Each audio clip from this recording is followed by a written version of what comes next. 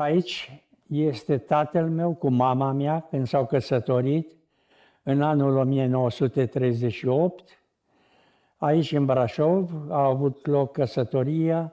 În cartea Victime și călăi, scrisă de Octav Joza, președintele pe țară al foștilor deținuți politici și deportați, este trecut tatăl meu cu condamnarea lui, fotografia lui, iar aici sunt și eu, când eram așa la vreo 17 ani, trecut și eu în Victime și călăi, pentru că am trecut și eu prin niște mai mici sau mai mari suferințe, plus mama mea, Paraschiva Despan, și fratele meu, care nu mai trăiește, mai mare ca mine, Teodor Despană. Noi spuneam Doru Despană. După ce l-a arestat pe tata din casa noastră de aici, ne-a venit ordin în 24 de ore cu ce am putut să luăm în mână, să plecăm.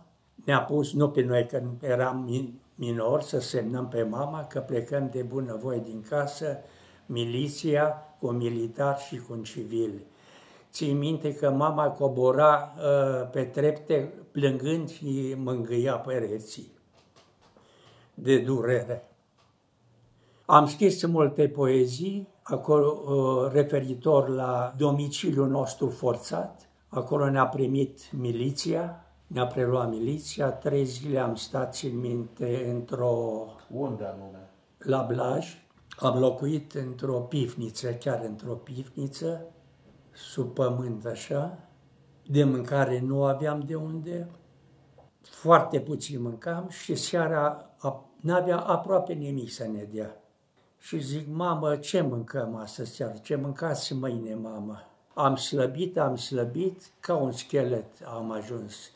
Și acolo, în pivnița aia pe pământ, aveam, așa zis, un pat pe niște buturuci puse, niște scânduri și cu niște pleduri. Și nu mai m-am putut ridica. Nu știu cum a făcut mama, că m-a dus să mi se facă o radiografie la plămâni și medicul mi-a spus, doamnă, are un nodul de natură TBC și dacă nu faceți rost de penicilină, o să moară. Atunci apăruse penicilina în țara noastră, cam în perioada aceea, era foarte scumpă. Foarte scump era și mama n-avea decât verighetă, avea cercei și așa și a vândut ce a avut, săraca, și m-a mai îndrăvenit. Când v-ați întors la casa de? Ne-am întors în 1956, mă scuzați, da, 56.